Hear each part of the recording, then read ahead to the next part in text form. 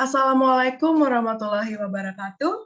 Good morning to all the participants of PHAUSS. My name is Yurika Zebedia and I will be hosting you throughout this program. Well, we've been together since Monday discussing on antioxidant and functional food. So I hope you are healthy and in your best condition to join our course today. So just a little recap that in the last 2 days, we've been talking on antioxidant. We've discussed on how to extract and assess antioxidant in plants and foods. Also, we've discussed on how the impact of antioxidant in our life. So if you want to access the previous material from Professor Peng, you can go to bit.ly/course material-antioxidant. And I will put this material link in the chat box. Also, I hope you are as excited as me today because today we will be discussing on functional food for health. Anyway, I know that we are very interested in this topic and maybe we have a lot of questions on this topic. So if you have any questions related on this topic, you can just write your question with the format name, university or institution, then write your question and please put it in the chat box. Also, you can write it in Bahasa Indonesia if you have any trouble with translating because Mr. Dominicus here will be more than happy to translate it for you. Okay, I think that's all for today because we will start our course that will be delivered by Professor Peng and moderated by Mr. Dominicus Raditya. So, Mr. Dominicus Raditya, how are you today? Hello, Ayu. It's a very Hello, good Mr. day. Okay, Mr. Dominicus, well, are you ready to moderate all of us today for our discussion? Yes, of course. Okay, then over to you, Mr. Dominicus. The time is yours.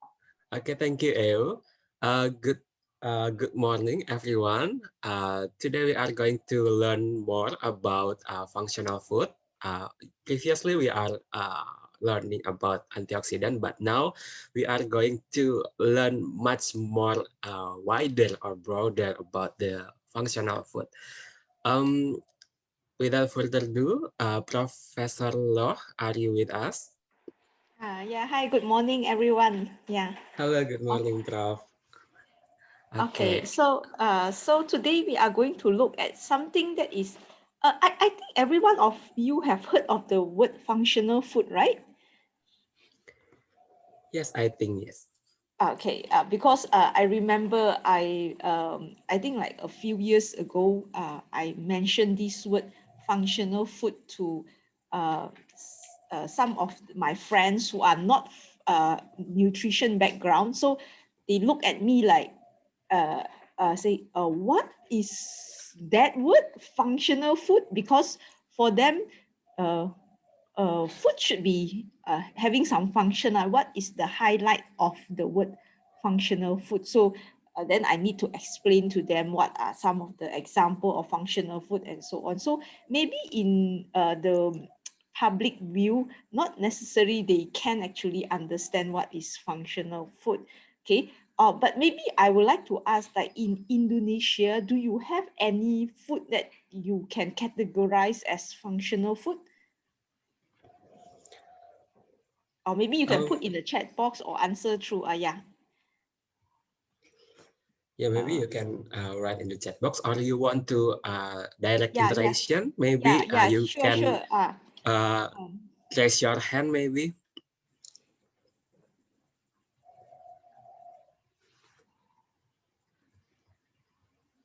Anyone would like to maybe share your opinion on example of functional food in Indonesia? What will be some of the example that you can say, if you mention this food, this is considered as functional food in Indonesia?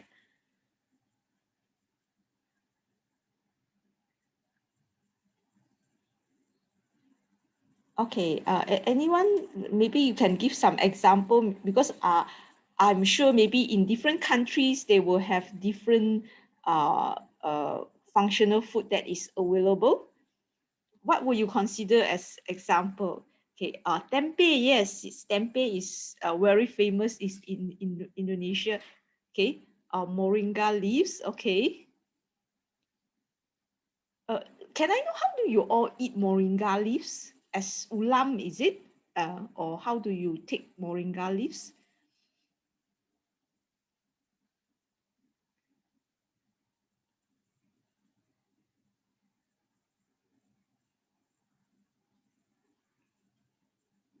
Because in Malaysia, I think we do not have moringa leaves as one of the food item, but as a supplement, I think we do have that.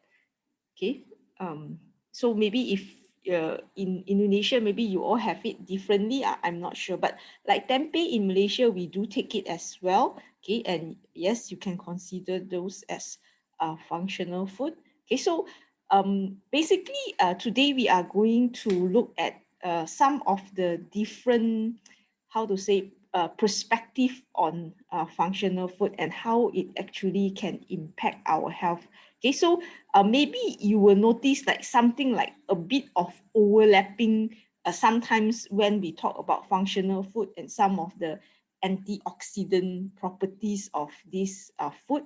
But when we talk about functional food, we do have certain criteria that actually we look at. Okay, so as what we consider as functional food. Okay, so so today we are going to look at especially functional food for our health. Okay, so we are going to look at the health benefits, some of the health risks that is due to some aspect of the condition of the functional food. Later on, we look at that. Okay, and also we will conclude on this particular topic on functional food for health. Okay, so I guess everyone is actually aware that food is getting is important for us, but some food are getting more popular, okay, or in demand because of their properties that especially can help to maybe help us, especially when we have chronic diseases or we hope to live longer as we go into the aging process. So that is where you can see people are actually looking for something that can actually help to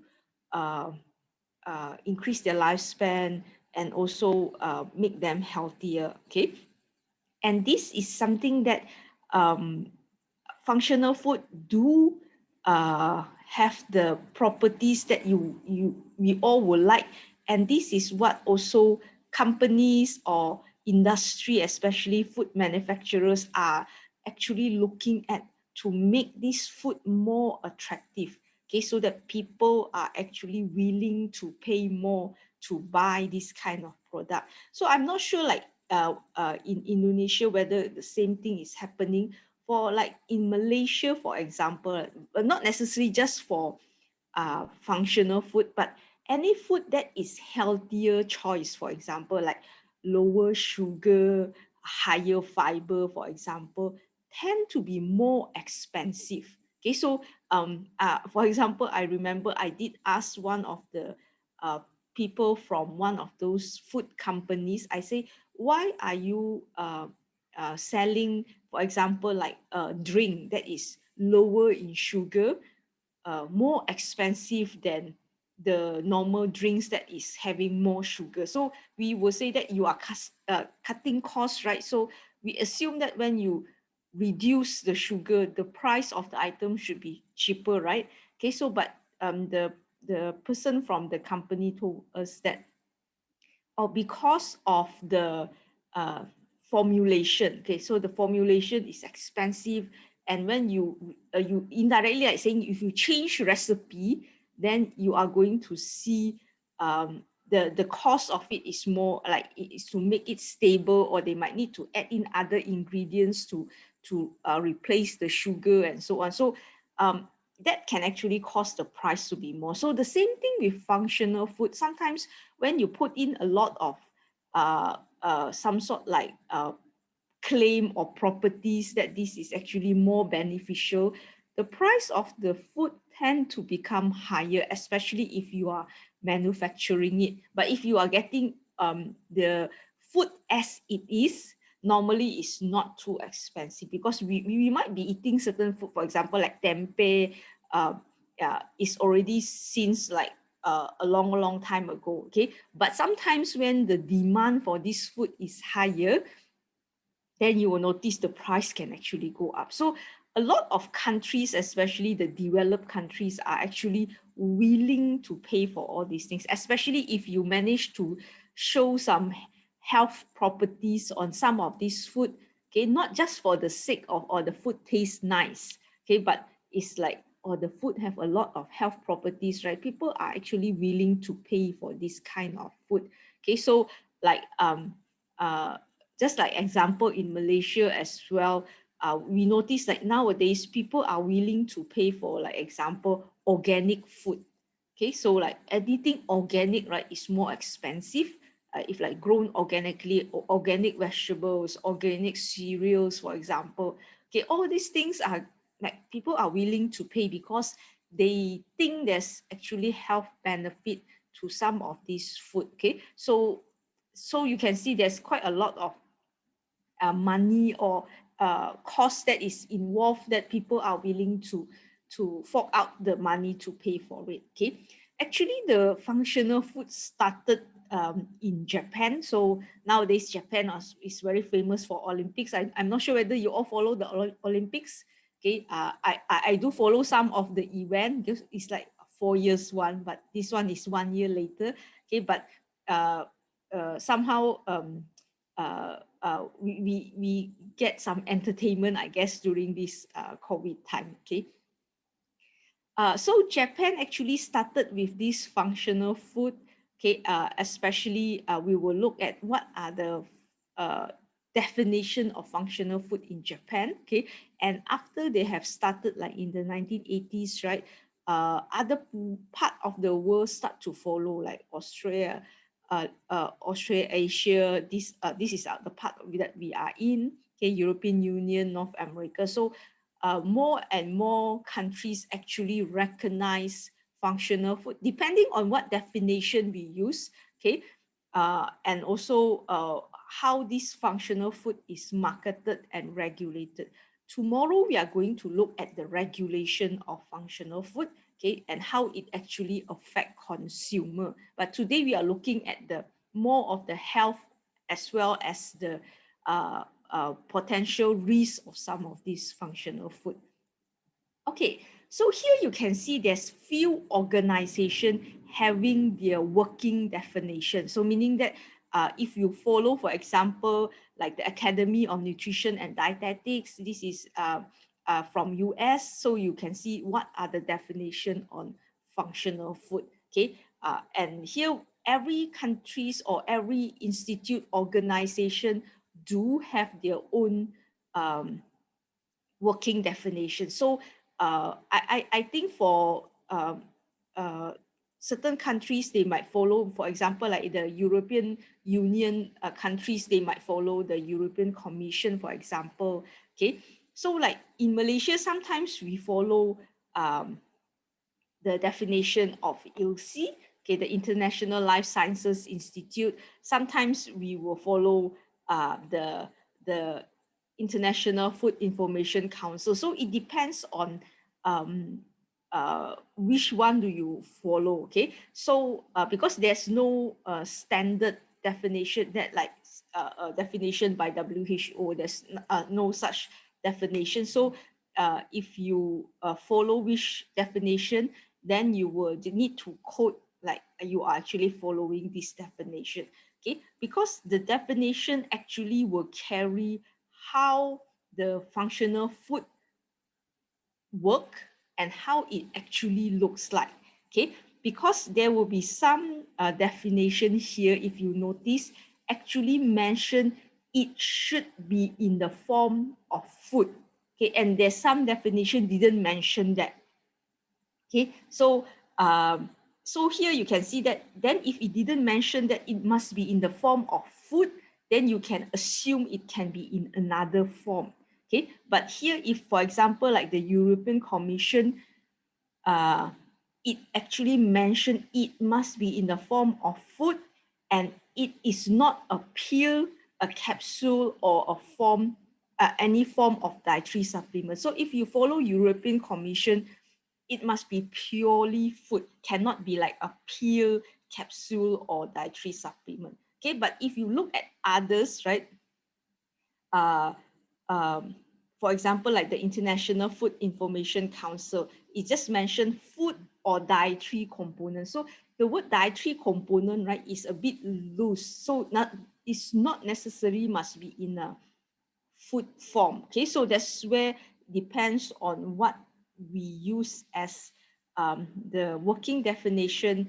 You can see some will say that it must be pure food. Okay, so must be in the form of food. Okay, but if you use other definition, it's like can be in the form of dietary component. Okay, so not necessarily must be in the form of food. Okay, so but basically, all in all, you can see most of the definition actually mention the word food. Okay, so food here meaning that it must be in the form that we can consume it as food item. Okay, so food here doesn't mean just solid food, can also be some of the beverages as well. Okay, so some beverages also can be considered as functional food. Okay, and I think the definition by the Japanese Ministry of Health. Okay, so if you look at the word PHAUSS here was the one that actually highlighted the functional food. Okay, so they are the first one to use this definition. So they didn't use the word functional food, but they used the word PHAUSS. Okay, so food for specified health uses. Okay, so this is where they actually highlighted the food that actually containing ingredient with function for health. Okay, so this is actually basically normal food, but what is different from in this food is that the presence of certain ingredients, okay, that actually help to that have actually physiological effect on human body. So this is the main thing about functional food. So the function of the food is actually to enhance or to provide some beneficial effect for our health. So so functional food by right should be beneficial to us. Okay, so this is where you can see how the public can actually use this functional food for maintenance, for promoting health, or for those people with certain health condition, for example, they can also use this food, for example, to lower cholesterol, to increase or to reduce the blood pressure and so on. So basically, all this functional food definition is actually a food that actually have function to improve our health. Okay, so just that the form of the food can differ. Okay, so meaning that you might actually notice not necessary the food is food, okay, in certain definitions. So sometimes they do allow like certain in another form like dietary supplement or in the form of like pill or capsule. Okay, so some do allow that. So it depends on what a definition we are looking at. So so I will leave this to you. Okay, so meaning that you must take note of different countries or organization, they do use different working definitions. So I think in the US, they use the first one. Okay, so they base it on the Academy of Nutrition and Dietetics. So this is the biggest organization that actually deal with nutrition and dietetics. Okay. Okay, so these are some of the working definition. Okay, so you can also see some of the time how they are actually being marketed or used by the public can be under these three categories. Okay, so the first one is the most common one, that is conventional food, and that is what normally we will promote or tell the consumer or public, please consume food as it is, right? Okay, but sometimes when all this food actually do not able to provide some of the things, okay, we will actually go for the second one. That is actually what we call modified food, especially that actually being enriched or fortified. Okay, but this is sometimes needed, especially when there's some deficiency noticed in certain population due to certain things. Okay, so for example, I'm sure a lot of our food are actually fortified with iron, folic acid, okay, and maybe some of the B vitamin. Okay, so this is very common fortification process. Okay, so or even in Malaysia, for example, like our spread like margarine, right, must be fortified with vitamin E. Okay, so this will be some of the what we call them as food law that actually will require some of the things to be fortified.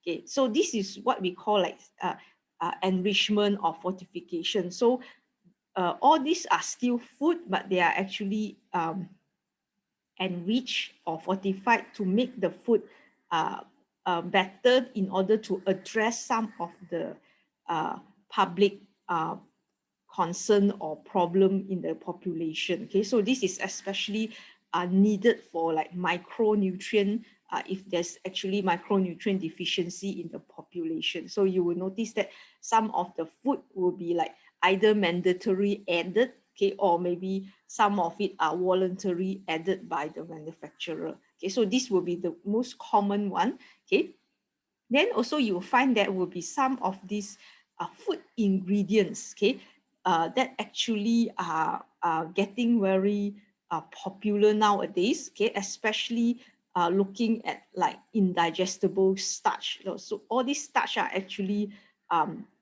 either extracted or synthesized, okay. So this is where you find that a lot of food ingredients are actually being used as part of that actually come with health benefit. Okay, so this is not something that is used as a normal ingredients, but they are actually manufactured for their health benefit.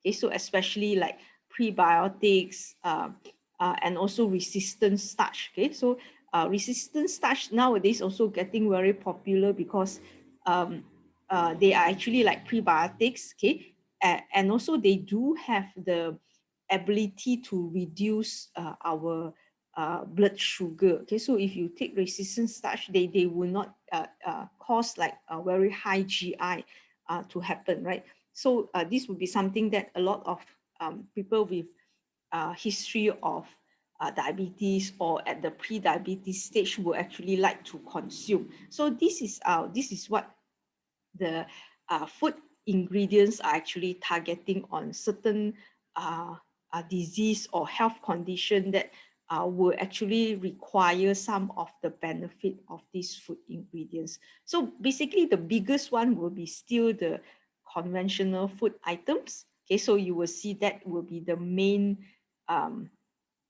what we call that target of the functional food. So conventional food, so meaning that as it is the food that we are consuming as it is. So we talked about antioxidant yesterday, right?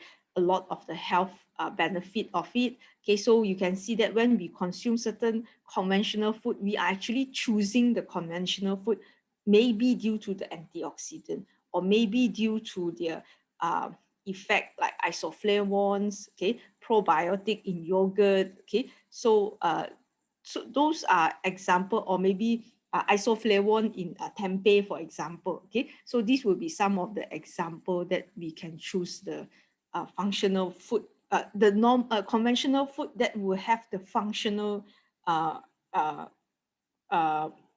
quality of it. Okay.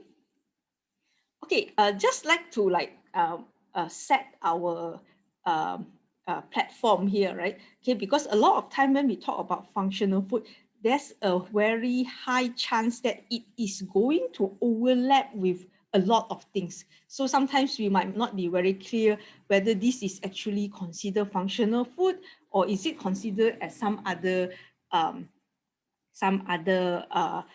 things? Okay, so just like to set, there's a possibility that actually some of these functional food will actually overlap with other uh, uh, other term which also seems to be like functional food, but they are not called as functional food. Okay.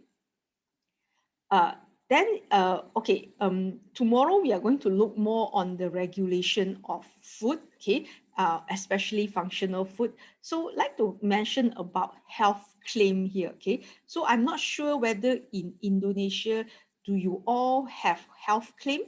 Okay, because in Malaysia, we are not allowed to have health claim, okay. But in other countries, I know like US, they do allow health claim.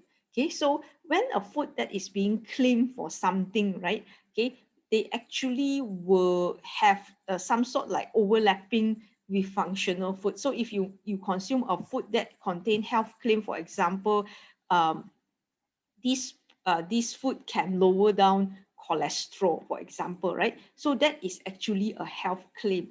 Okay, so in Malaysia, we do not allow this kind of claim, especially for diseases. Okay, so especially like diabetes or cardiovascular and so on. Um, in countries where they allow health claim, you might actually notice there will be some sort like overlapping kind of things. Okay, what happened is that if you see health claim, right, they are actually going to be regulated quite strictly, because when you want to put a health claim in the package, right, or in the food, normally this will be actually based on a lot of scientific evidence, okay, and if you just put a general statement like a good source of fiber or uh, uh, low sugar content or something like that, those are more general one, and that is not so strictly regulated. Okay, but if you want to have a health claim, you can see that it actually will need to have scientific evidence. Okay, and people will get confused if you start to put health claim there. They will think that, oh, this is actually functional food, but not necessarily the food is actually a functional food. Sometimes it can also be something like a health product. Okay, so that's where sometimes we need to like try to differentiate if really this health product that contain health claim is actually functional food in some country. Okay, then also the distinct between like functional food and all the traditional food is also not very clear, because I think a lot of time we have been consuming a lot of traditional food. Okay, so and some of these traditional food have a lot of health properties, okay, and never been scientifically studied. So I'm sure like maybe like my parents, my grandparents, all those things have been telling us, oh, you must eat more of this, and this food is good for you for what purpose. And sometimes we just okay, and we have been eating all those food without really seeing any scientific evidence. It's like been like passed down from generation to generation, okay, and you have been eating it, okay, and especially like among Chinese here, right, we do believe like in yin and yang, okay, so we will say, oh, this food is very heaty, this food is having the cooling properties and so on, and we actually never question all this food. If let's say we are not feeling well, my mother will always say, oh, you should drink more of this, eat more of this. It can help you to reduce the heatiness in your body and so on. Okay, but all these things have been like consumed for generation, okay, and from centuries to centuries, but we don't see that as a functional food. We just see it as a normal food, okay, or sometimes you can consider that as a traditional food, okay. But because there's no scientific evidence or background to say whether this actually do have any what we call that actual ingredients or things inside it actually that can give you this kind of health benefits. Okay, so sometimes I'm not sure whether what we call that as placebo effect also is there. Sometimes you just eat something because it gives you comfort and you feel better.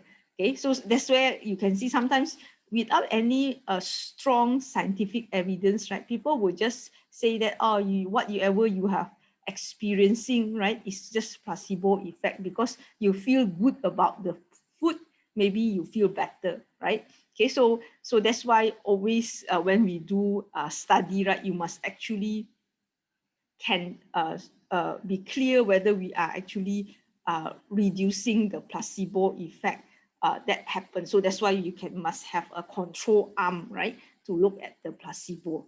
Okay, so these are some of the what we call some problem to separate the functional food from traditional food. I'm sure in Indonesia, you do have a lot of traditional food. Okay, I know tempeh is one of those. Okay, maybe other things like especially the jamu, all the herbs, okay, which you have been consuming for a long period of time. Okay, maybe some of them can be actually used as a functional food, but because it's just a food that you have been consuming, people don't see it as you need to distinctly mention this as functional food, right? Okay, so but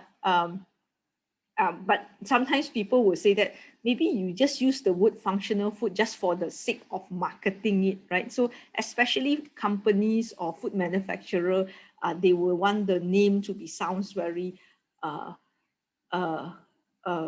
to say, when you do marketing, it sounds nicer, like in a sense, rather than just a normal traditional food, then you use the word functional food.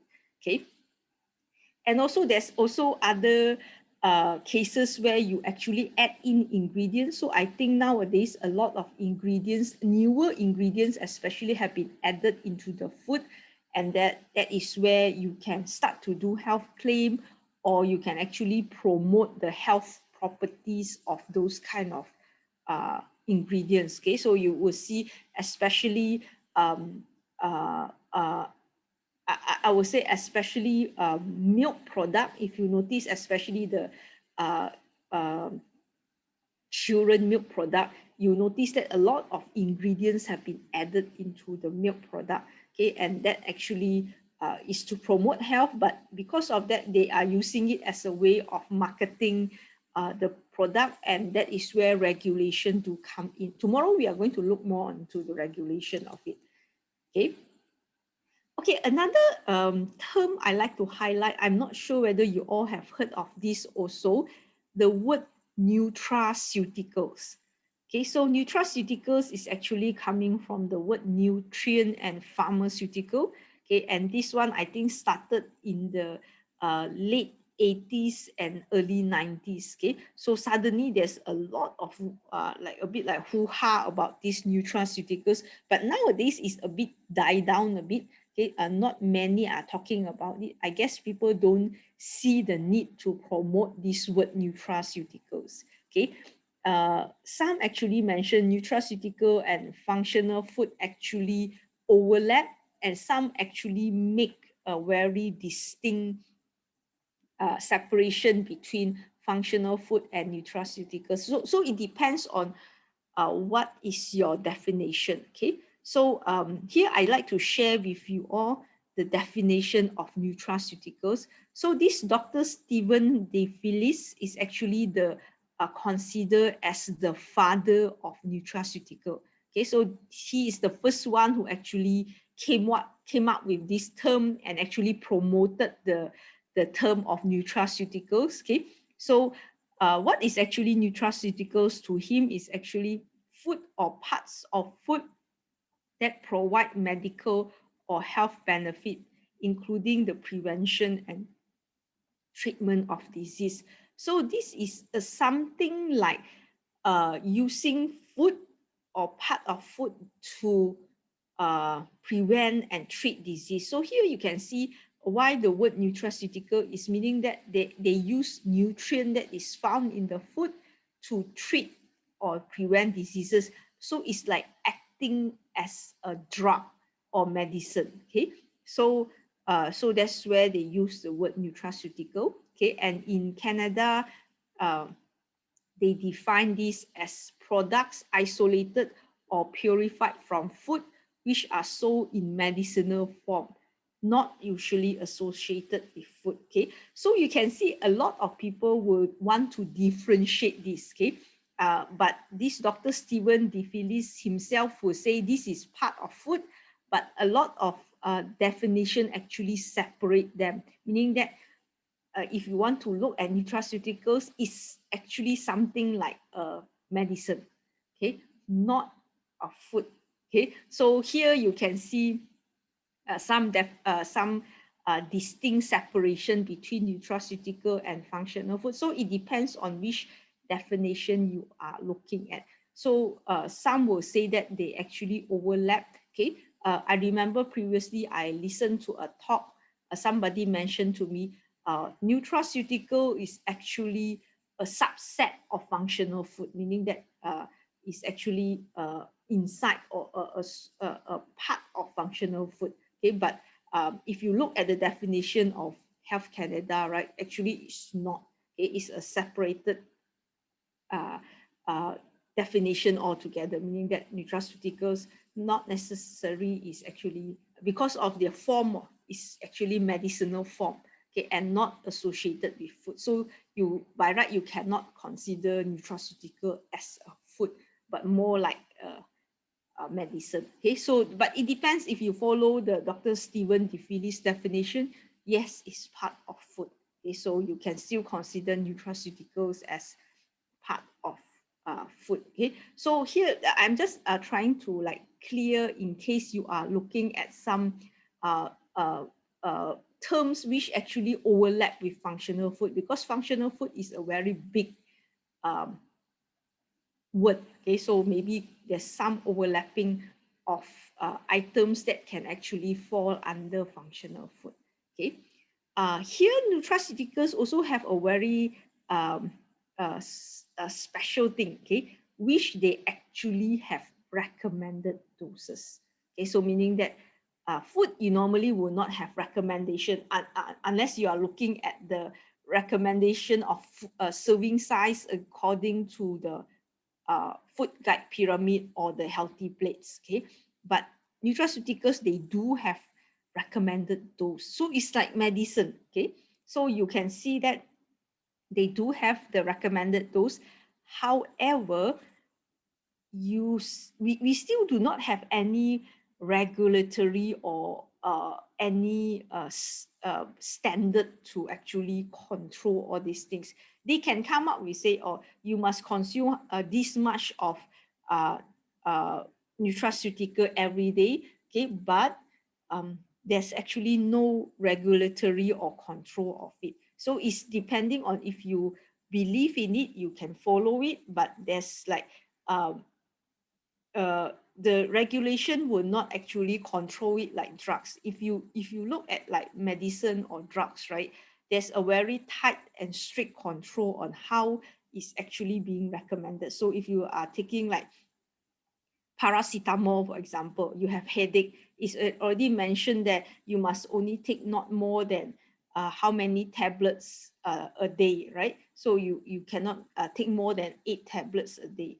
Okay, unless recommended by doctor otherwise, right? Okay, but you know that those are recommended dose. Okay, and there's actually legal implication on how they put it onto the on the package, right? But for nutraceuticals, there's no regulatory status. So sometimes we might actually find some abuse on this kind of things, which we need to be very careful about that. Okay, and in the recent years, like EFSA, right, European Food Safety Authority, okay, they actually have allowed the word disease risk reduction in some of these functional ingredients placed on the food. Okay, but provided you actually prove to them all this scientific evidence. Okay, so there's some food ingredients actually that able to be marketed or be used as something like disease risk reduction as functional food. Okay, later on we will see some example on that. Okay, another term that is also can be how to say, maybe confused with functional food is medical food. Okay, so medical food is something that you will see they are specially formulated for patient. Okay, so sometimes patient who have like a certain condition might need to have some special food for them. So especially like if you are suffering from malabsorption of certain nutrients, you might need to drink or take in food that actually have that nutrient that can actually be absorbed. Okay, or for example, like if especially infants, I'm sure you all have seen some of these studies. Actually, infants that actually have severe milk protein allergy. Okay, so this is where they cannot digest the protein because it will cause them to have the allergic reaction. So what they can consume is actually it already in the form of amino acid. Okay, so all this protein must be completely digested and also just in the form of amino acid. So this is where you will see those are cases where the person is actually having a condition, okay, so that they will need food that is already custom made for them. Okay, so this is something that is very expensive. So normally this will be only in the form of formulation. Okay, so you will find that either in a milk powder form or is in a what we call beverage form, already ready for those kind of condition. Okay, and this kind of food or formulation is actually very expensive. Okay, and normally they are regulated, and you cannot just simply sometimes not that easy to buy off shelf like that. Okay, so if you even go to the pharmacy, you must actually sometimes show it to them that you actually have a child or some patient that you know actually suffer from this condition. Only they will sell it to you, and sometimes you might need to pre-order some of this because not all pharmacies will keep stock of all these formula or drinks. Okay. Okay, then we compare it to dietary supplement. Okay, so dietary supplement is something that we normally will need to take when we know we have deficiency of something. Okay, so you know, okay, maybe in your diet you do not get enough of iron, for example, so you might want to take iron supplement. Okay, then in the market currently, not just the micronutrient or the macronutrients that is actually being promoted as dietary supplement, but there's also botanical products. And nowadays, I think this is also getting very popular, okay, the botanical product as supplement. So I'm sure like maybe like in Malaysia, the moringa leaves is actually promoted as a botanical supplement. Okay, so you will find that as a form of supplement. And also other product as well. So any botanical product plant that you know of, you will see if they have health effect. There's actually quite a lot of dietary supplement available. Okay, so most likely it will be in a capsule or tablet form. Okay, and they will recommend you to take like how many tablets a day, and or how many capsule a day, and so on. So this will be recommendation for dietary supplement. Okay, so all in all, you can see that there will be some overlapping of this functional food, nutraceuticals, dietary supplement. It's just that what definition we use. So how much of overlapping, right, is depending on the definition of functional food and nutraceuticals that we actually use. Okay, so if the functional food we use allow dietary supplement form to be in the functional food, then you will find that sometimes there will be some overlapping. because the ingredients sometimes in the functional food actually come from the dietary supplement or the nutraceuticals. Okay. Okay, then also there's another term I would like to highlight here is novel food. Okay, so I'm sure you all know the definition of novel. Novel is something new. Okay, so what is new food to all of us? Okay, so nowadays we know that food can be genetically engineered. So, but I understand that a lot of countries do not allow genetically modified or engineered food to come in, but there's sometimes some countries do allow, because they will say that genetically modified or engineered product actually is better sometimes. Okay, and that is where you can see it actually will be used quite a lot in certain food product. Okay, so even like they say that if you look at soya bean, tomatoes, corn, right? A lot of these actually have some genetically altered condition in some of the plant. Okay, so just that sometimes they do declare this is actually genetically modified organism. So if our country doesn't allow them to come in, normally they will not be able to come in. Okay, so there's nowadays more and more of this kind of genetically engineered product in the market. So you will consider that because as a novel food, because they are new. Okay, we previously might have consumed a similar food, but maybe because they are genetically engineered, the food as well as their structure and their component might actually have changed. Okay. Then we notice also there's actually new process that we will keep on improving due to the need to get more quality, more quantity, and so on. Okay. Or the last one, I find this is maybe the most interesting reason for a new food, that we might not have a history of consumption of that food previously.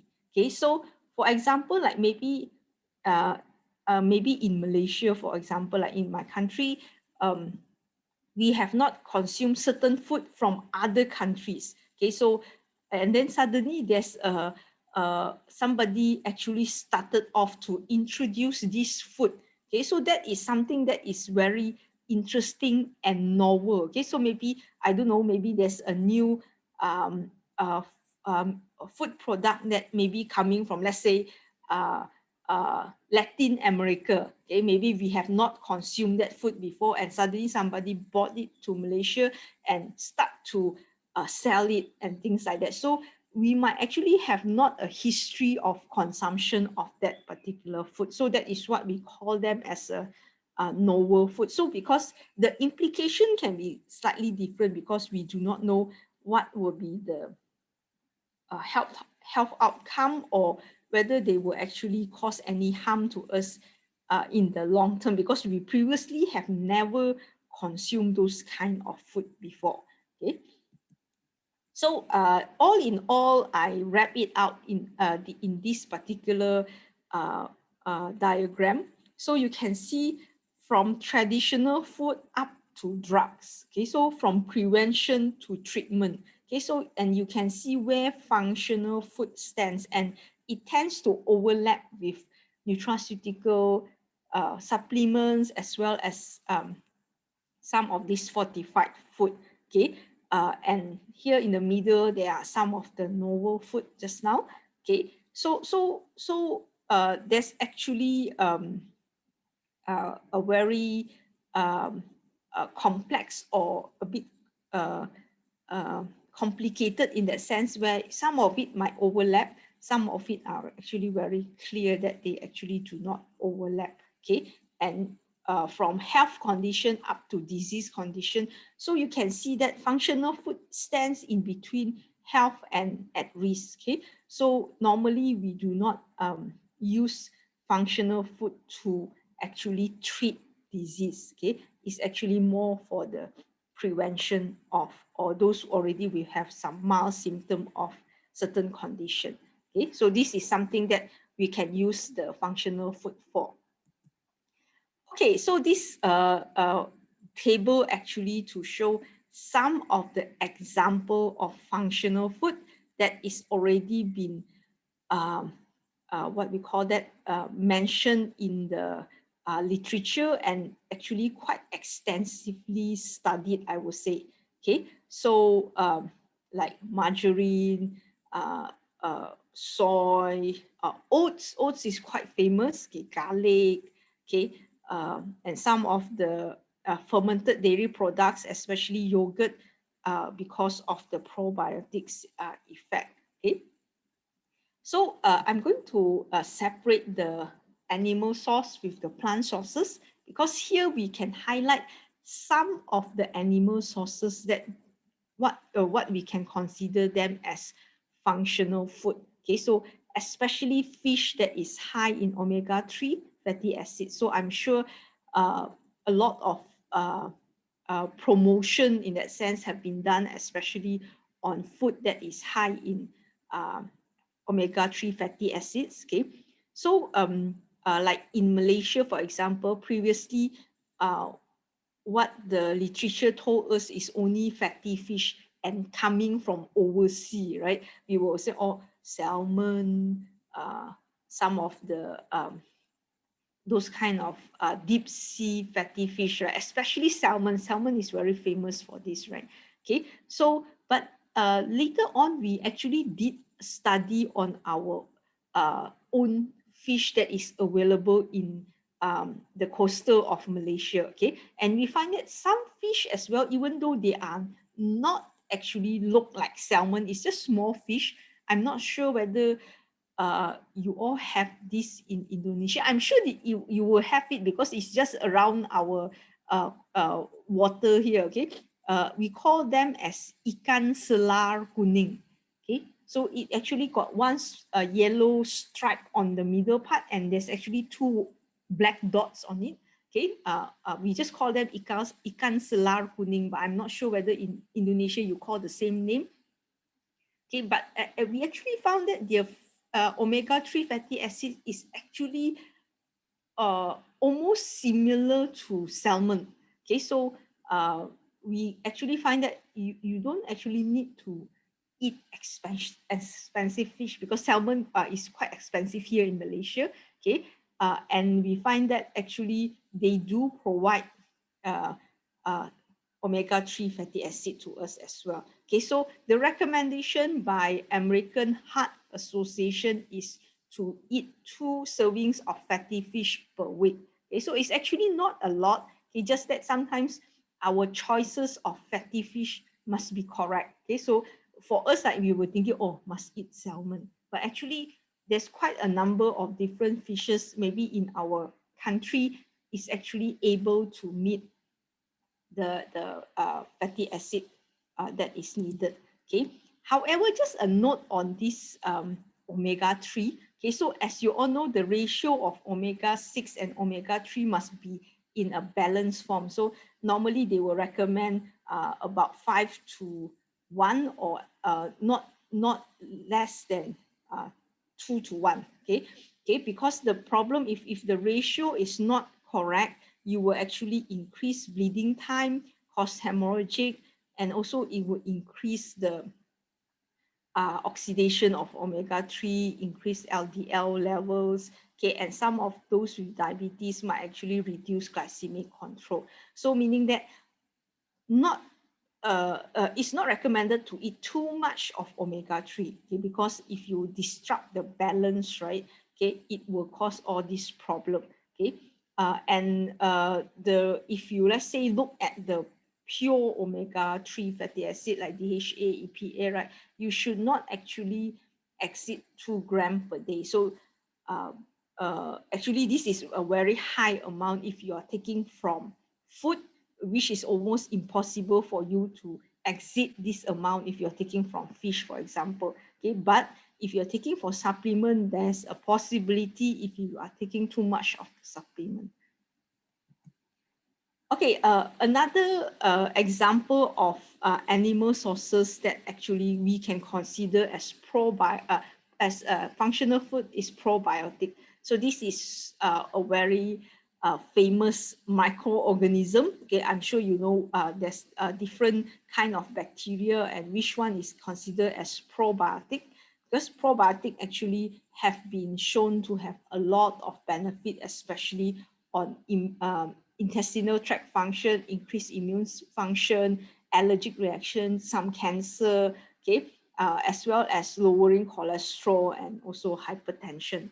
Okay, so this will be something that you can see how it actually affect our gut microbiota, and it's actually going to have a lot of impact on our health. Okay, so consuming food that is high in probiotic, especially yogurt or what we call fermented product, especially dairy product.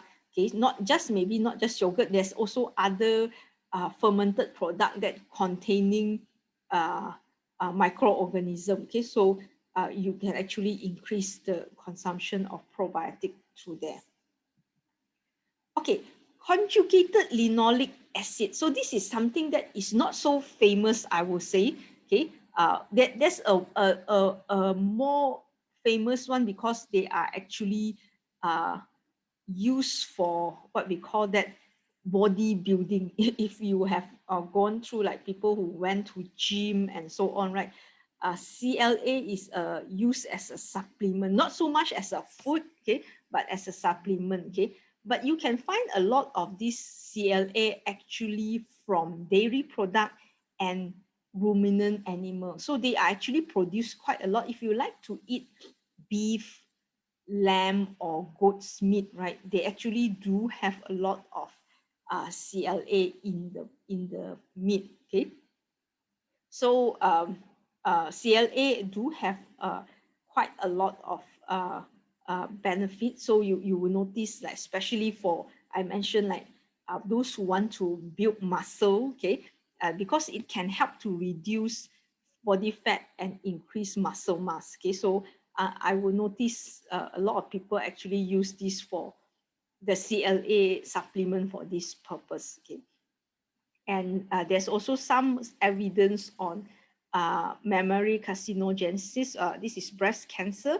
as well as helping to increase bone density. Somehow they actually are useful for people who are osteoporotic.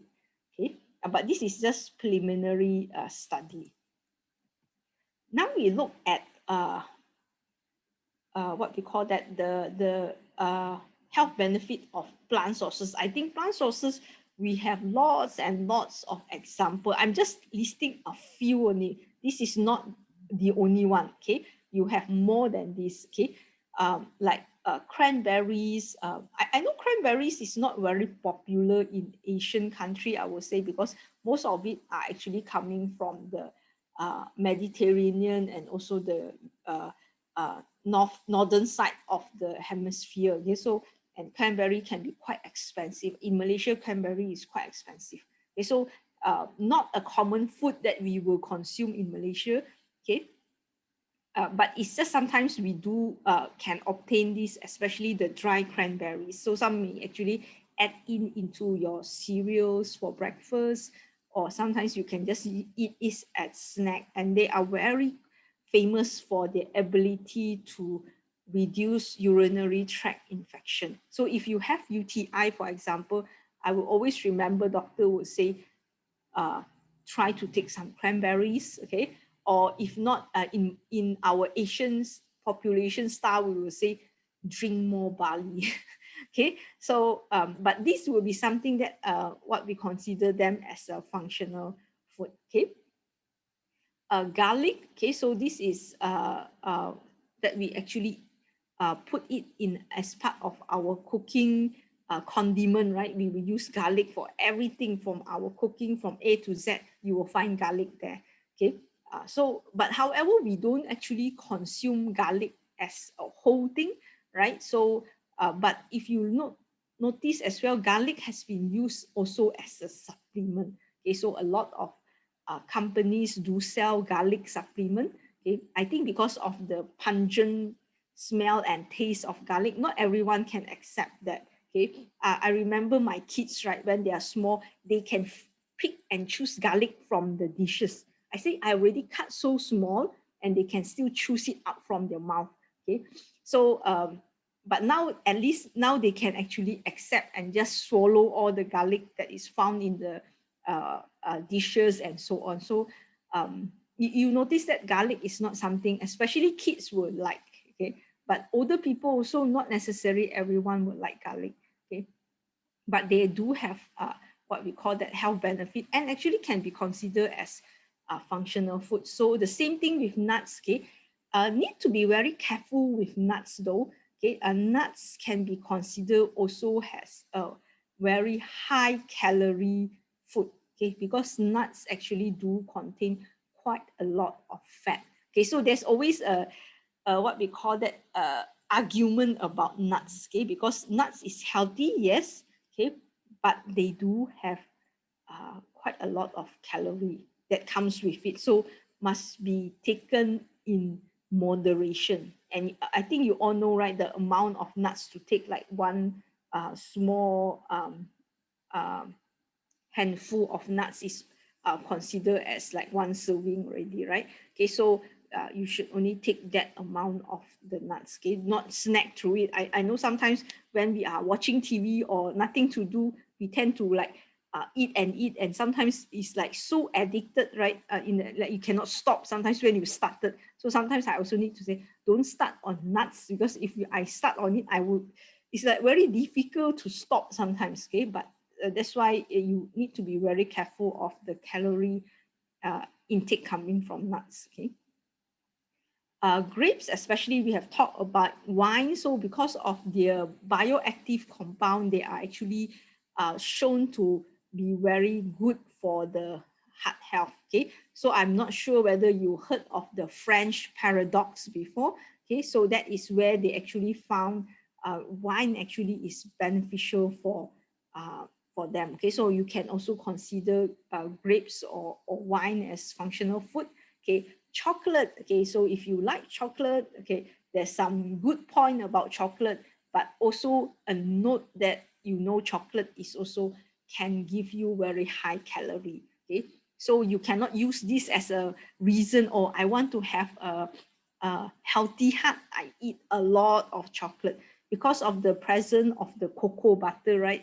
Actually is very high in calorie. Okay, so unless you are actually eating pure cocoa, which if you have tried before, like 100% or 90% of cocoa, right, you will notice those cocoa are very bitter. Okay, unless you can take in those kind of chocolate, I think maybe you can eat more of those, because the percentage of cocoa butter is lesser. Okay, and also the amount of sugar will be much lesser in those kind of chocolate. Okay, tea, tomatoes. Okay, so the presence of catechin, tomatoes are famous for their lycopenes, actually can reduce or lower down the chances of getting cancer. Okay, and for some of the vegetables, for example, coming from the carotenoids like zeaxanthin, and some of the other carotenoids have been shown to reduce the age-related macular degeneration. So this is more related to our eye. Okay, so these have been actually shown. So you can see basically there's a lot of health benefit of some of these food, and this is not the only list. Okay, there's others as well. Okay, that actually have been recognized actually as functional food. Okay, here I'd like to highlight on oats. Okay, so oats are one of those early functional food, I would say. Okay, because of their the presence of the beta glucan. So beta glucan actually have been shown to able to lower down cholesterol. So since the late 90s, okay, you will notice that FDA actually have approved the health claim for beta glucan.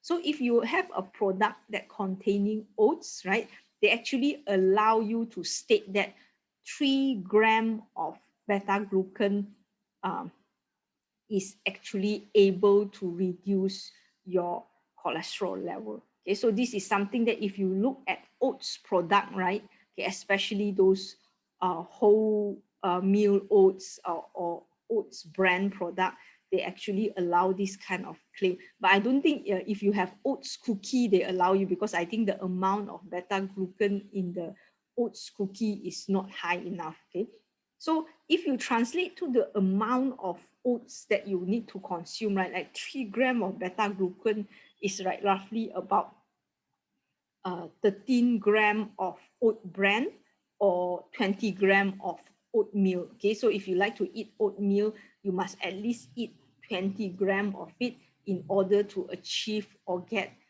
3 grams of beta glucan. So also depending from what we call that a different manufacturer. So you will find that is also something that we will need to take note of, because all these are mostly product that you cannot sometimes control. It must have this amount of beta glucan. So maybe from batch to batch variation, sometimes it do happen, but at least we know that roughly how much of oat that we need to consume in order to achieve this beta glucan.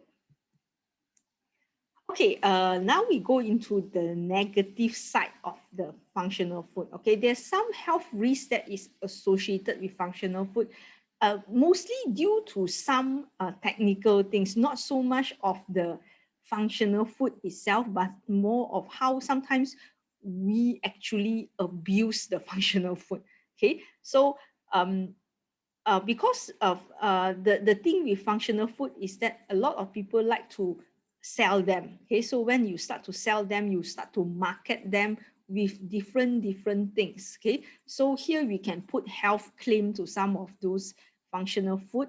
Okay, and because you put this kind of claim, people tend to believe that it's like a magic bullet. Okay, you can use this and your disease will be cured. You will not get this disease or that condition and so on.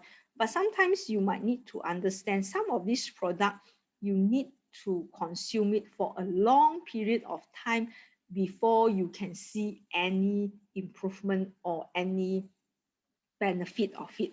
Okay, so so that's the problem with some of these products. So for example, like the beta glucan, right? So you must at least take like for how many weeks. Okay, so you don't assume you take one day and your cholesterol level will drop. Okay, so some of these things must be like accurately mentioned and disseminated to the public or consumer. Okay, and sometimes you also know that all of us live a different lifestyle. Some are faster, some are slower, some are sedentary, some are very active, and all these things actually will have the confounding effect on how the health benefit of this functional food will actually come about. So not necessarily if you take all this functional food, you are actually very healthy. Okay, so that's the point, that is something that we need to inform the consumer as well, because sometimes they think that after taking this, I should not have any problem, but they do not know they are sedentary, they might be smoking and so on. Okay, and also some of these studies, right, actually are tested mostly in animal. Okay, but they do have some in human. Okay, but a lot of testing started with animal first. Okay, but as I mentioned, the scientific proof or evidence, a lot of time regulatory authorities will look at the human study more than the animal study. But sometimes if they found something in animal, a lot of people straight away claim, or it's good for this, it's good for that. Okay, and it is very common that we find that, because they want to straight away say that it's very beneficial, so that they can quickly market or use those kind of product. Okay, the quality control of functional food is something that is very difficult to do, because this is food, this is not drug, and a lot of these are not synthesized, they are coming from natural sources. Okay, so when you look at that, right, here the standardization of it is actually very difficult to do. Okay, so if you, let's say, as an example of, I mentioned the oat just now, right? Okay, if I take a 20-gram oat from this batch compared to next batch, right, maybe the beta glucan content might be different. So the same thing goes with a lot of food that we are taking. Okay, so sometimes you cannot like control this batch of product must contain this amount of bioactive, okay, because most of the time when we pack the food, it's like 100 grams, so we don't make it like more just to increase the bioactive inside or to lessen the bioactive inside. So this kind of standardization is actually not done. They just say, oh, I just give you 100 grams of this food, but the inside bioactive can be different, okay, especially the active component. Okay, so that's where you can see maybe today the HAUSS of oats is better. Okay, so maybe you have more beta glucan, but maybe next month the HAUSS of oats might be having lesser beta glucan. So sometimes these kind of things, batch to batch variation, can be what we call that very difficult to control. Sometimes you use the same what we call that seed, for example, right? You plant a plant today, and maybe next month you plant using the same seed, okay? But you will notice that the outcome of it can actually be different. Okay, so maybe the soil condition, the environment from that particular time is different. Okay, so all these things can actually cause all these problems. So because of that, you can see the quality control can be very difficult to control in that sense. Okay, so you might get either too much of the nutrient or bioactive or lesser of it. Okay, so this is where sometimes especially we look at food, right, is something that is very hard to control, because we don't say that we don't look into so detail of it, because this is not drugs. Okay, drugs, yes, you can strictly monitor the bioactive. Okay, so now here are some of the adverse reaction that we have seen from some of these functional food. Okay, so just an example, there will be some functional food that is toxic or non-toxic. Here is example that there's one functional food coming from Econa that is actually a plant source, and they have been found to actually cause cancer. Okay, so this is example that some of the functional food can be toxic. Okay, so but most of the time, if it's just normal conventional food that we have been eating from generation to generation, most likely you'll find them as non-toxic. Okay, however, you will find that when they are non-toxic, doesn't mean that they doesn't create any allergic reaction. Okay, so some of it might actually cause immune response. So you might find those allergic reaction, especially like either they will cause our immunoglobulin E, the IgE, to be expressed or not. Okay, so a very simple example, if you have celiac disease, right, you will notice that if you take oats that is high in gluten, that actually can what we call that start to generate the response of non-IgE. Okay, and this is an example of product, actually a functional food product. Actually, they use whey protein to mix with water and increase, especially for children, to increase their intake of protein. Okay, so they use whey protein here,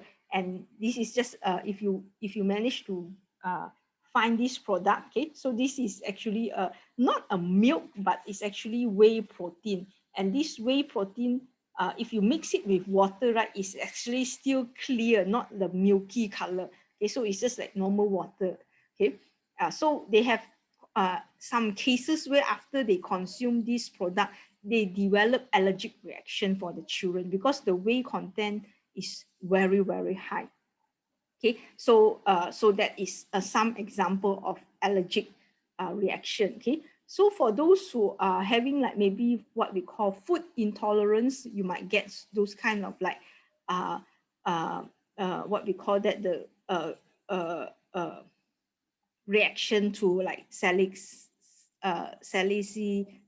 especially coming from honey, or those who actually can get vitamin D toxicity if the amount of the vitamin D is too high in the food. Okay, so these are some of the what we call that some of the intolerance of certain kind of things. Okay, that can appear, but I know this is just like very common kind of response, not just for functional food, but also for our conventional food. But just take note of it. Sometimes these are what we call that food that is specially made with certain function, especially like example like this WH2OLE. Okay, so this is actually a functional food specially made to increase the whey protein or consumption of protein of kids, for example. Okay, so these are some of the possible adverse reactions. Some maybe do not have any reaction at all. Okay, but we do take note, like just like with normal food, we might actually have some reaction to this kind of condition. Okay. Okay, how do we improve on this kind of risk? Okay, so we can see that tomorrow we are going to talk more on the regulatory bodies and health claim. So this is very important that all these functional food are able to be regulated or indirectly saying monitored. Okay, if not, then we will have problems that everyone can come up with functional food, and the effect of the functional food, especially those who have adverse reaction to it, are actually not being monitored. Okay, and how do we make sure all these functional food are controlled with good quality? So this is where manufacturers especially and also regulatory authorities can work together to come up with a good standard of how to control all these functional food.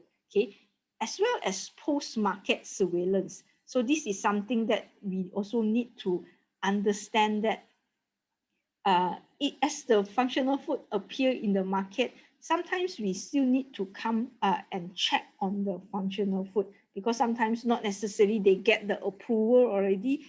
Everyone is like free to do whatever they do. Okay, so post-market surveillance is also very important for functional food. I know that like in Malaysia, for example, we do have a random checking even for just normal food. Okay, as they will just go to the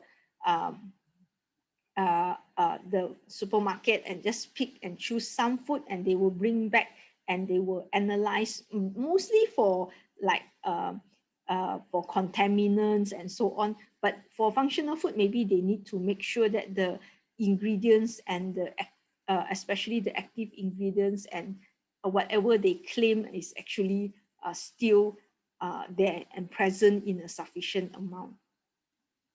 Okay, so to conclude, I would say that functional food is something that is good for us, okay, and especially for public health. Okay, so we know that everyone will want to have a food that can actually improve and maintain the health. Okay, but when we promote this functional food, all these must come with strong scientific evidence. Okay, so not just because we have been eating it for a long time, or just because of certain ingredients that is found in the food, we can claim anything. Okay, so this is where strong scientific evidence must be there to support all these functional food.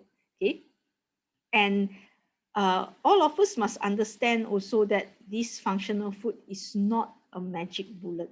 Not like after you consume it, you are going to be well and live long. Okay, also this is not something like a health insurance, meaning that you can use this as a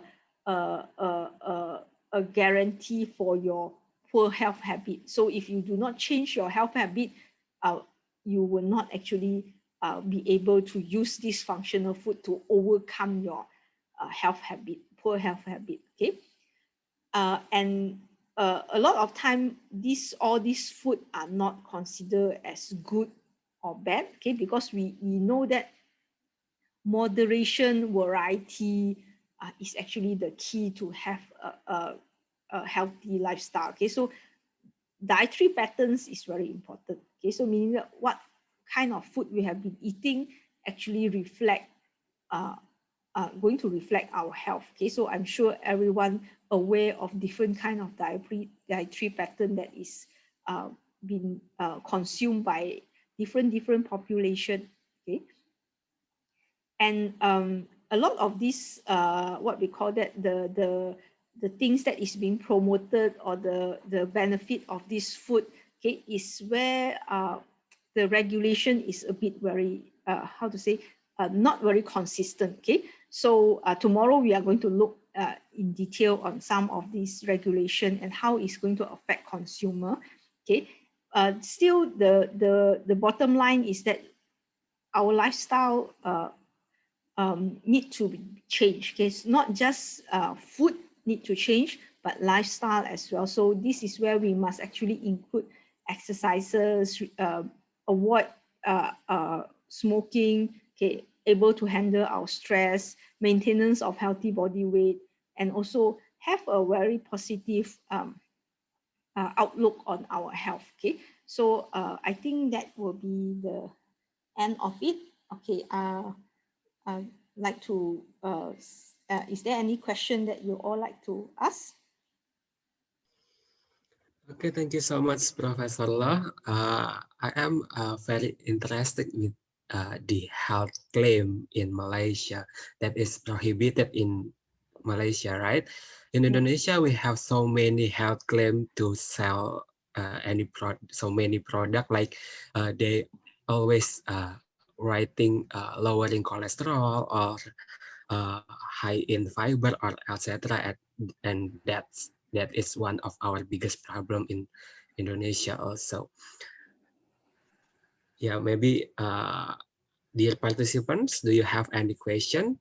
You may also raise your hand if you have any question.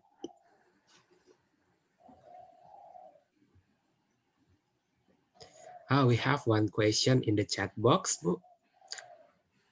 The first question is from Amanda from UNEL. Refers to the definition if a food ingredient with certain health benefit has undergone a modification process such as encapsulation, but there are no fortification process. Was that food ingredient previously categorized as a functional food become nutritional food or medical food, or is it still categorized as functional food? In my opinion, okay, but I'm not sure whether I'm correct on that. Okay, I will consider that as functional food because but I like to ask the modification process of encapsulation. Is it what is the purpose of doing the encapsulation? Is it to make the ingredient like more heat stable, or is it due to time release or something like that? If it's just for that purpose, I think is more of a functional food because you did not change the function of it, right? Okay, if unless your encapsulation are going to be targeted at certain things, okay, so if it's like going to be like targeted to certain cells or going to be absorbed at certain places, maybe it can become a nutraceutical or medical food. But if it's just like the encapsulation process is meant for like protecting it from heat and more of the function of the protecting the ingredients, I think then it will not be considered as medical or nutraceutical, but still under functional food. Okay, so it depends on the process of what is the need to do the modification process of encapsulation. Okay, so if it's not going to change the function, the purpose of the food ingredient, then I think it will not be categorized as something else, but still functional food. Okay. Is there any question again?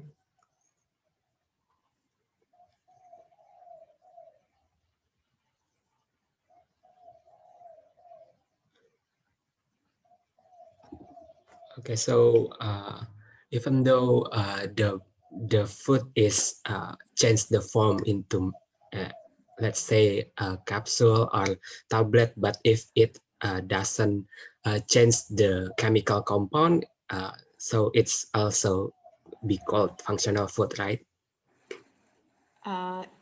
Depends on the definition. So I would say that if the working definition does not allow pills, capsule to be considered as functional food, then you still cannot claim it to be functional food. But if your definition do allow you to claim capsule or tablet as functional food, then you can claim it. So it depends on the working definition. Just now, if you use like whichever country's definition. So some of them will want the form of it to be in the food, but you can actually add in ingredients that might have some uh, health properties. I think that is what normally we do, so that it's still in the form of food, but is added with something.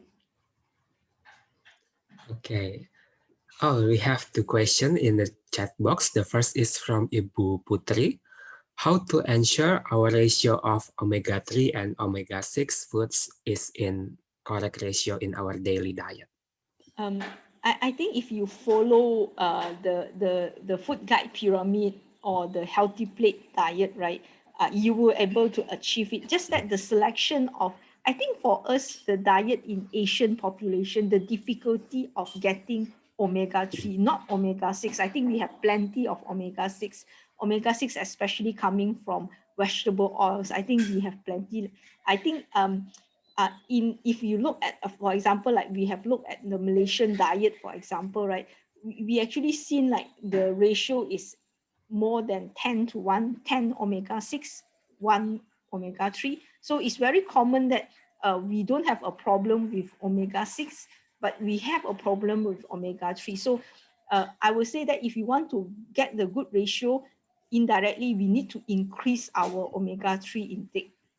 So maybe not just from fish, but we also need to find like maybe some of the nuts or flaxseed, for example, or sometimes we do understand that our body can, how to say, convert some of these omega-3, especially from the alpha-linolenic acid, but just that the conversion might not be as good as consuming it directly from the food sources. Okay, so just maybe slightly increase our intake of omega-3 in the diet. Just make sure that we do, like for example, like 2 servings of fish that is high in omega-3 actually will be good to achieve the recommended ratio already. Okay, so just we might need to make some effort to increase it.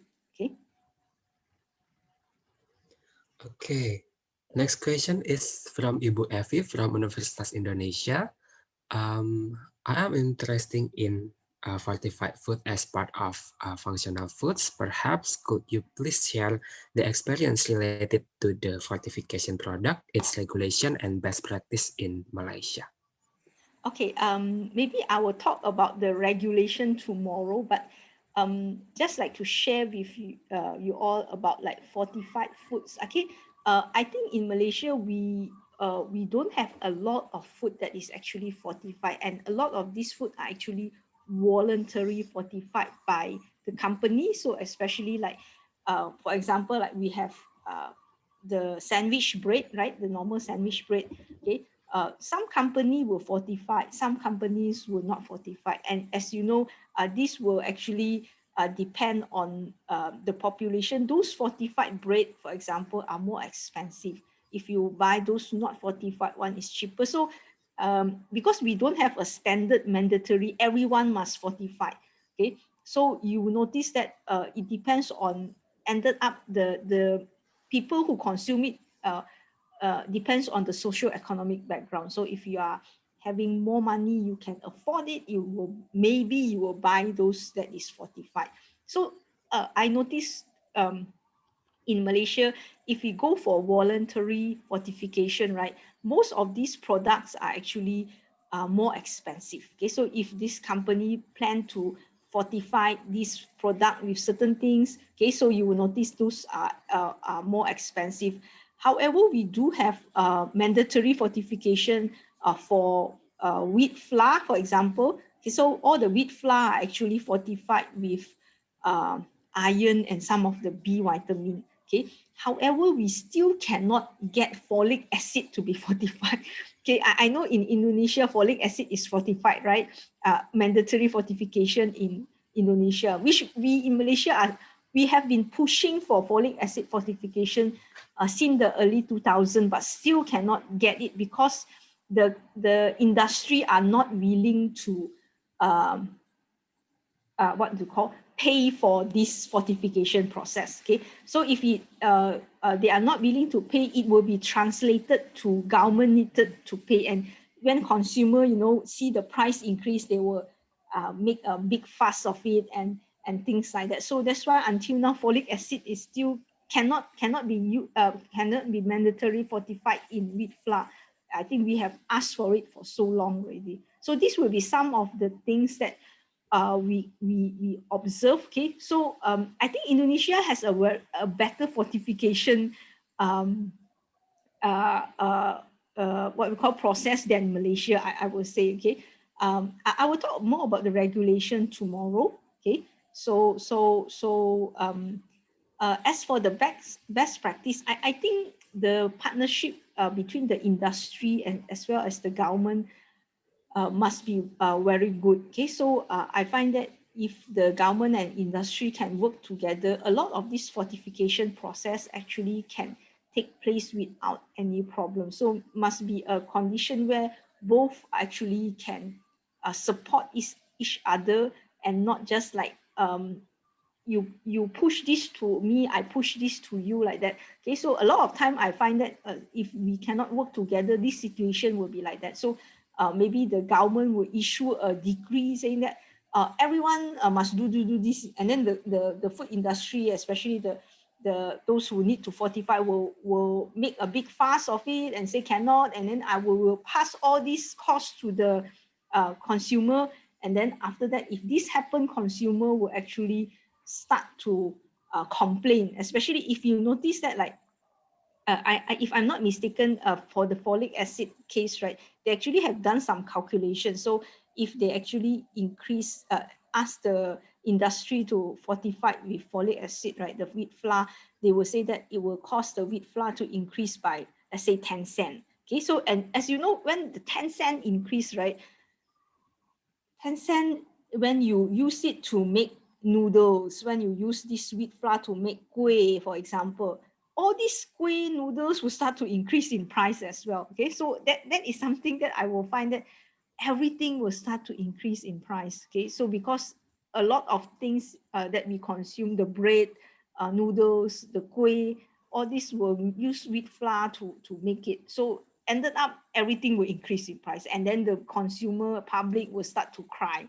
Okay, so that is why the government is like find it very difficult to implement this mandatory folic acid fortification. Okay, so I think the best practice, if we can actually come up with a situation where both sides can actually contribute and actually make this to go forward, then I think this will actually be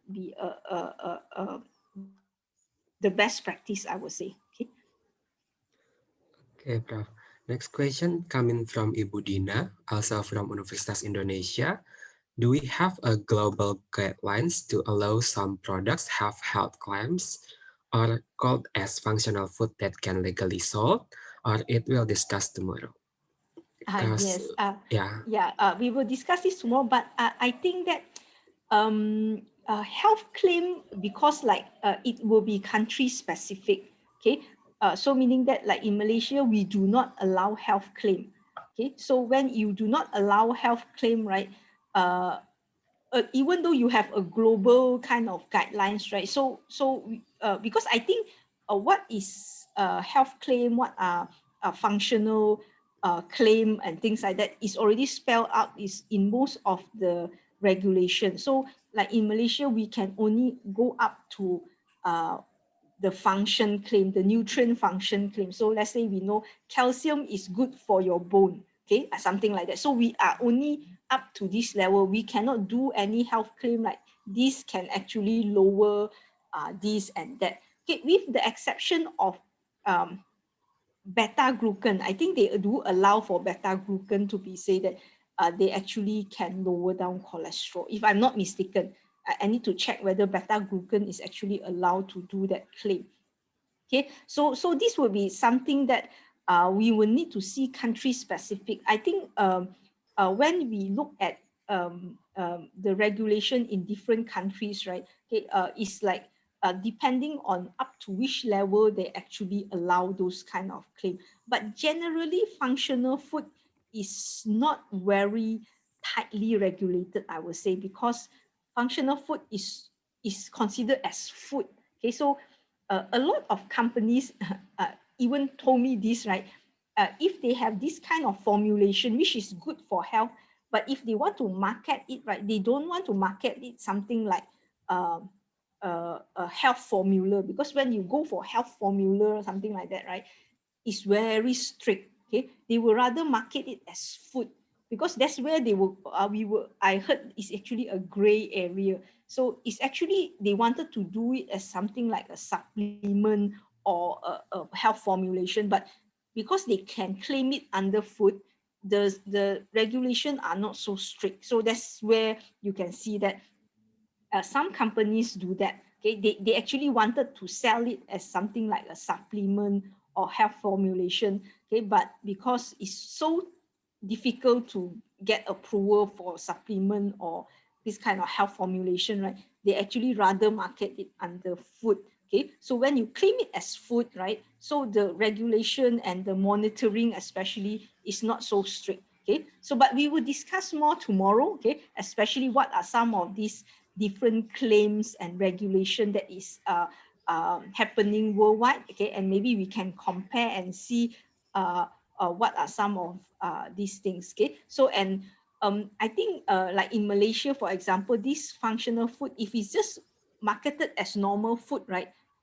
We actually are seeing it sold as food. Okay, so it's like it's very legally selling as normal food. Okay, so it's nothing wrong with it in that sense. Okay, but only I will find that if there's actually complaint or when you see some adverse event, okay, that is when I think the government will look into it. Okay, because if not, there's no adverse event, there's nothing wrong with the food, the government somehow the regulatory bodies doesn't actually look into all these things, because they find that it's just normal food. We have thousands and thousands of different food in the market, right? So they are not going to bother about checking each and every one of the food, okay, unless there's actually adverse event or reaction to certain food. Then only you see that food will be thoroughly checked. Okay, so if not, then I don't think we will see anything coming from the regulatory side, and you can say that it's actually legally sold as functional food.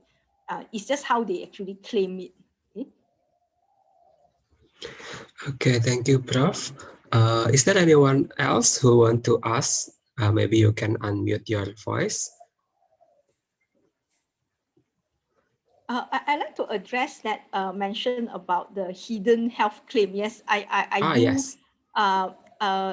agree with that, because for example, like when we see a lot of indirect promotion of this, for example, like consuming more food that can boost our immune system during this pandemic time, right? Okay, so I've seen a lot of people start to buy, especially vitamin C. Okay, that is very common, right? But vitamin C is just a supplement, so it's fine. Okay, but you also notice like food that is for example, like here I see a lot of like turmeric being promoted, kunyit, okay, being promoted because they actually can increase your immune system, for example. So you will see all the food that contain turmeric, things start to appear in the market. Okay, so that can actually indirectly start to be promoted. Okay, yeah, I would not say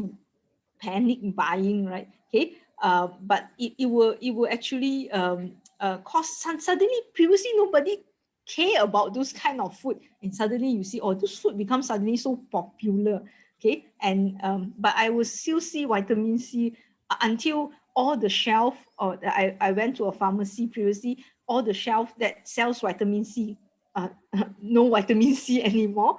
Okay, even like you want to buy online, right? I remember I managed to put in my shopping cart in online, right? And I already paid the money. And then the next day, the seller returned the money to me saying that there's no more stock. Okay, so this kind of situation can actually happen. Okay, but yeah, if we start to claim certain things for most of these, what we call hidden claim, are actually being promoted, especially by I don't know how they quote it. Okay, they might be a person of science background, but when they start to become so extreme and as only promoting certain kind of food, right, that I would say that is a bit like bias. Okay, as if other food doesn't have this kind of properties. Okay, so that is something that you will notice, that especially coming from uh, uh, uh, not to say scientific journals, but mostly are coming from like news articles or those kind of videos that are being shared in YouTube. I will notice there's quite a lot of this kind of sharing, and when they start to become viral, right? Okay, everybody will start to claim that, oh, I want to use this kind of food, or especially those food ingredients that contain certain of these properties. Okay. Is there anyone else who want to ask? Oh, Bu Dina also mentioned in Indonesia Yes, context, sometimes it is just testimonial based on is testimonial. very strong as well. Okay, so I know that we always say testimonial is not valid scientific evidence, but public do believe testimonial. Okay, so that is something that is very difficult to stop, and that is the power of testimony. Okay, especially coming from people who actually have contracted COVID-19, that is even more powerful. I would say that if they happen to get COVID-19 and they are better, you can see whatever they have been eating or drinking, people will just believe it. Okay, so sometimes it might just happen that this work for this person might not necessarily work for others. Okay, so sometimes we need to be very careful about that. But testimony is very strong. Maybe do you have any experience about imported food that coming from other country to Malaysia that maybe have a health claim? Is there any regulation about it? Okay, if the food already come with claim, I think in Malaysia, they will need to remove the claim first, because they cannot be having all those packaging that actually have those kind of health claim, because Malaysia will not allow that to come in with those kind of health claim. Okay, so that's where you will find that actually will be released, or they even put sticker to like to cover it if those kind of things actually come in with those kind of health claim. Okay, so or they will be asked to repackage all those kind of food so that it will not have the health claim there. Okay, so we do have quite a lot of imported food. Okay, especially like those organic food. Okay, or also those kind of including junk food. I would say we do have a lot of those imported one as well. Okay. Ibu Konita, do you have any question? Yeah, but I still type it, Pak Domi. Please wait. Okay. I can't.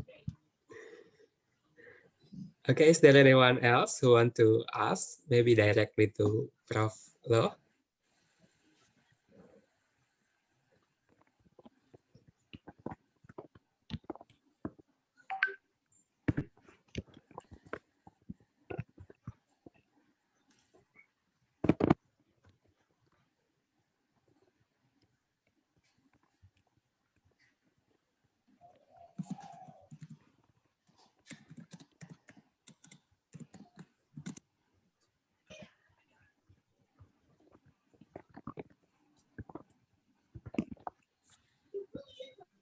Okay, thank you, Bu Konita. Some people against the existence of functional and fortified food, especially produced by big company. They claim it otherwise as danger food, not non-natural products. In fact, some of those foods are actually have positive function. What do you think about it, and how we can encounter those issues? Um, I think that um, the thing is like how the company or those big company want to I mean that the people is actually like I guess the trust for those big company is or those kind of selling this kind of product is how to say is not there, because for them it's like, oh, this company is there just to make money, right? Okay, so I think it's like to educate the people about the benefit of the nutrients or the fortificants, okay, so that they see not just from this company, for example, okay, but from all the other food product that contain this, what are the benefit of it. Okay, so sometimes we must like do more education, so a more general education, not specifically targeting on certain foods or certain ingredients, because if we do that, they will see that as if like we are promoting certain kind of food only, okay. And also, I do understand the problem with the non-natural product, because we do understand that sometimes when we add in something that is like we are not very well versed about, we tend to get very scared. Okay, so we must actually like tell the public, especially whether we have other choices. Okay, maybe if they don't use those kind of food is fine. Okay, but do we have other choices that they can replace those kind of ingredients, or eat more of the nutrients from other food choices? Okay, so I think we try to balance this out, because it might take some time before they can actually accept some of this food. Okay, so at least they know that, oh, this is important for what purpose, and actually they not necessarily must take in like certain fortified food or function, but we can start it slowly by looking at other food as well that actually have similar properties or nutrients. Okay, so then as they can accept it, maybe slowly they can also accept the other kind of food in the market. Because I think sometimes the the issue is that suddenly if the food appear in the market and they have never heard of it, they will think that the food is alien food. Okay, so we might find it very hard to accept, especially like nowadays. There's quite a lot of new ingredients added in, like very like for example like inulin, right, added in, or all these oligosaccharides have been added in, and previously we have never heard of it before. Okay, but actually it's part of food. Okay, but we might actually get scared, like what is that? Okay, do we need to eat those kind of food? What will happen to us? Okay, and basically those are actually coming from natural sources, a lot of it, but just that maybe previously we have not heard of it, and suddenly it's put into the food, and we will start to say what is going on with the food. So maybe we need to like educate the public slowly about this, okay, and then show them the example of it, okay, and also some of the what we call that, maybe ingredients that are found also in other food, not necessarily just that food group, but other food group as well, so that at least they can accept, oh, this is actually natural food. Okay, just that is added in from another source. Okay, so that's where you find that there's a lot of like addition to the normal food, but actually they are coming from natural sources. Okay, so at least they know the some of this. Okay, I like to share for example, right? Okay, I'm not sure whether you all have been like able to attend some of the talk by Ajinomoto or about MSG, for example. Okay, so I remember like we are asked to like consume some of the food, just normal food like tomatoes, cheese, for example, and try to taste the MSG inside, right? The umami inside. So something like that. Okay, I'm not promoting Ajinomoto or MSG, but the concept of like what we call that, educating us, especially to accept those kind of ingredients do exist in other food, okay, or in normal food, so that the education wise, so at the end of it, whether they can accept on it, I think is up to them, okay, but maybe slowly they will be able to accept that. Okay, is that clear, Bu Konita? Yes, Pak Domi. Thank you, Prof. Okay, thank you, Bu Konita. Maybe this is the last question. Do you have any closing remarks, Ibu Loh? Okay. So we have gone through functional food. I hope you all understand that functional food, yes, it's just like normal food by right, but we have some fortified, some are added in with certain ingredients to make it more beneficial for our health. Okay, but whether they exist in a conventional form or in a pills or capsule, depending on your what definition that we use. Okay, and there's also the possibility that there might have actually health risks that comes with it, especially like adverse reaction, or the possibility that it will not reach certain efficacy, or the possibility of toxicity as well. Okay, so just bear in mind, because even like normal food, sometimes if we over consume certain food, we tend to get some effect of it, or when we not getting the effect, we cannot blame it actually due to just the food alone. Okay, so that's why it's just a concept that maybe this can help you, but not necessarily it will definitely help you. Okay, so it's something like it can give you some health benefit, but not 100%. It will definitely give you the health benefit. Okay, so I hope everyone is like have a clear understanding of the term functional food. Tomorrow we are going to look at more on the regulation and how we can actually help consumer about this functional food. Okay, thank you so much, Prof. Lo. It is a very insightful session. Tomorrow we are going to talk about the regulation and consumer perception of functional food. So don't miss the session again at 7:30. Maybe we give back to Eureka. Okay, thank you very much, Professor Peng, for the interesting and fun discussion. And also thank you, Mr. Dominicus, for moderating us. Well, ladies and gentlemen, we have finally come to the end of our third course. But before we end our discussion, there are several announcements that I would like to give to you. The first announcement is that I want to remind you that tomorrow will be the last day of our summer course program.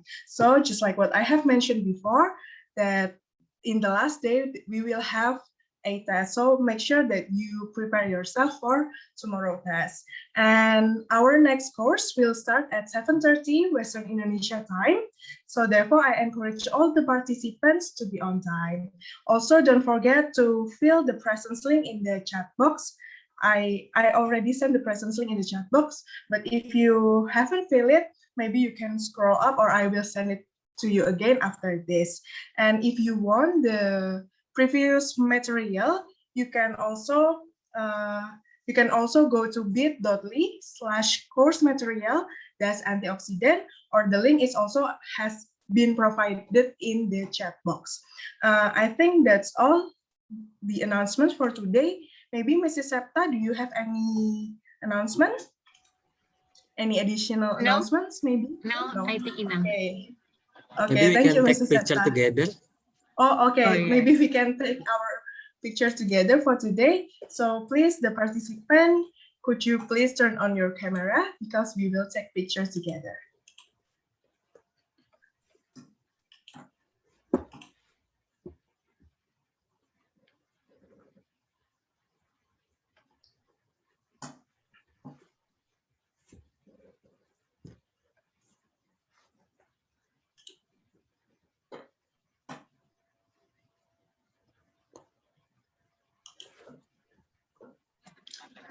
Okay, slide 1.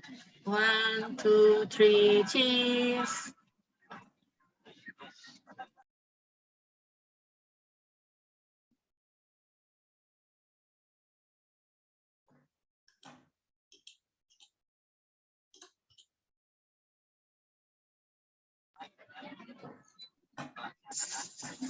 slide 2. 1, 2, 3.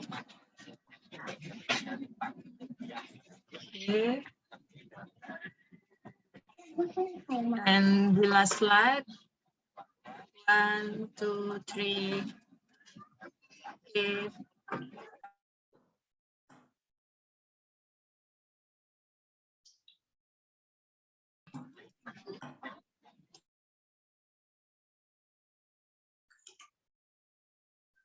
Okay. Well, thank you everyone for participating in the summer course program and attending our third course. We will see you tomorrow on our last course with the topic on regulations and consumer perception of functional food at 7:30 Western Indonesia time. Wassalamualaikum warahmatullahi wabarakatuh. See you. Thank you all. Thank you everyone.